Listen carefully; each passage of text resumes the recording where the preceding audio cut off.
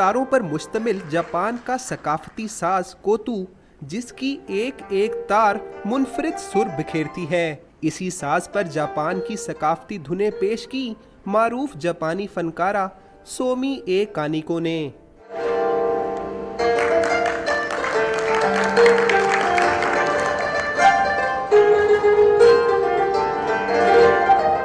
जापानी सफारत खाने के ताउन से अलहमरा हॉल में सजने वाली इस खूबसूरत शाम में सोमी ए कानिको ने आज़ाद परिंदों के मौजू पर साज शमी सीन से जापान का सकाफती गीत पेश करके खूब दाद समेटी।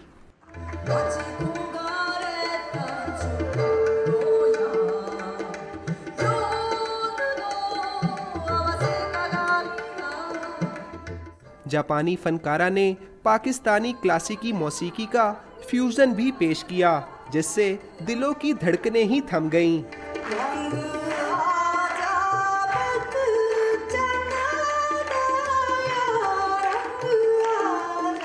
जापानी फनकारा सोमी ए कानिको का कहना है कि जापान की तरह पाकिस्तान की क्लासिकी मौसीकी भी अपने मीठे साजों की बदौलत दुनिया भर में नुमाया मुकाम रखती है। कैमरामैन तारिक महमूद के साथ उस्मान खान, डॉन न्यूज़, लाहौर।